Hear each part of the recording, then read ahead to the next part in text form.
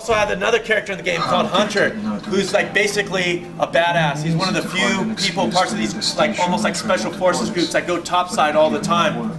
And you feel kind of torn between the two, and the sense of loyalty to your father, but at the same time the sense of loyalty to the humanity, because our hero Artyom, and early in the game you'll see when he comes into his room, though he was only a year old when the blast happens, he collects things like postcards throughout the game of what Moscow, New York, LA, all these places look like.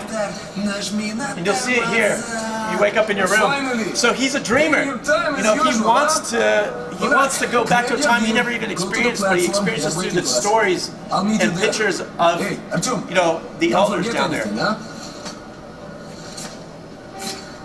Well,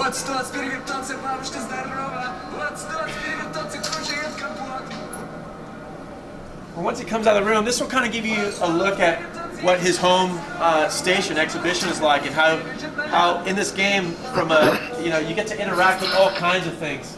Not just objects, guitars, people, conversations. They really spent a lot of time to make it feel, and name that tune in one note. To kind of create this feel of a level of immersion that was important, not only in the fiction, but we wanted to make sure that it got into the game. Sorry, Artem. This part of the station is under temporary lockdown. Only the guards. Some nice music. Where did you get that record? Got it from a ranger for a ton of ammo. Hey, I'm sick and tired of this shit. Why do I put up with it? I mean, Mom told me to keep away from you, that you were no good. And she was How about right. a house where you'd like to live with your mom and dad? Oh, come on. Again, what's really cool about this is it really separates it from that run-of-the-mill post-apocalyptic tale with just a bunch of people, like just about pure survival, and they're fighting. It's Mad Max. You really get, as you walk around and you hear the stories of these people, it really kind of creates that sense of like, no, they're really trying to assimilate some form of humanity and life, and it's a really endearing part of the fiction of the book, and it really translated into the game and added that level of depth that we're really proud of. Nobody home. Dirt everywhere. Just dirt. People are filthy, you know? Is that you, Pete? Come, open it yourself. Well, you're shit, okay? Lost the keys again. Go find the keys. You know I can't get up. Look who's talking about dirt. Walking around and leaving us dirty footprints everywhere.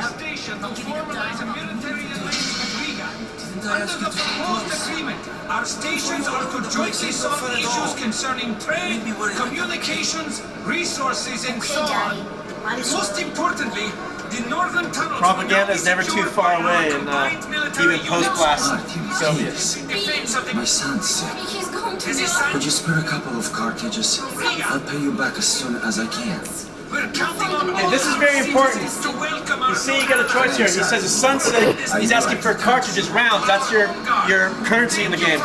Now, you don't have to give it to him. Yeah, what do you need? But what you do, and then there's tons of these situations in the game where you can choose or not choose to give somebody cartridges or not. It affects the game. It affects the events in the game, and it most importantly affects how the game ends. So from a replayability standpoint, that was designed from day one. The idea is play through the game one way, and maybe the second time you want to play through, you decide I'm going to be a dick and never give anything to anybody. It will affect how the events play out, even though it's a linear story. It does affect the events of the game, and most importantly, how the game ends for you. Hello, Artyom. You need some weapons? Okay, let's take a look. Submachine gun, 5.45 caliber, made in the armory. It's got poor accuracy and overheats like hell. That's why they call it a bastard gun. That's the kind of weapons you get from post-blast armories down there. You look at the gun, it's just a hodgepodge of this weapon, that weapon. Now you understand why it's so important to go topside and see if you can scrounge. An AK-47, by our current standards, is a crappy gun. It's inaccurate, but by post-blast standards, it's like a sniper rifle. I mean, it's gold. Just in case. Okay, you're supplied, my friend. Feel free to try out your weapon on my firing range. Dana's going to show you something real quick. Try not to stick out your head too much, okay? He's got a crappy gun that overheats, but these are the post-blast bullets they make down the army. And one thing that the development team really did was try and create, you know, they're trying to get rid of as much HUD as possible. Everybody's trying to do that now. We want to do it. So one way is, look at the visual difference. Those are pre-blast bullets. You can see they're clean, shiny, different. And the difference is these things do about 3 times the damage and they're, you know, twice as accurate. Again, they're worth their weight in gold. They're your currency in the game.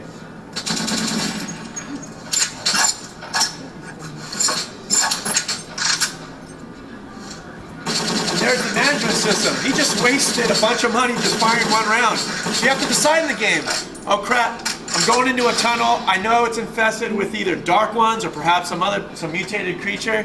What do? Do I conserve my money, quote, ammo, or do I use this to make sure that I can survive? And it really adds this really cool management to the game where the player gets that choice, and it adds that level of depth that we're really happy with. Moscow's gone.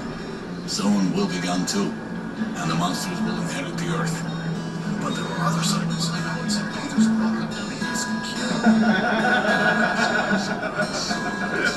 How are you, Artyom? Come in, son. This is your father. Ready to set off. Good. You've probably heard that our station is creating an alliance with Riga. We're sending them a couple of rail cars with humanitarian goods, some weapons and some miscellaneous gear. It's the cargo you'll be looking after. It's not a very long trip. It should not be too hard.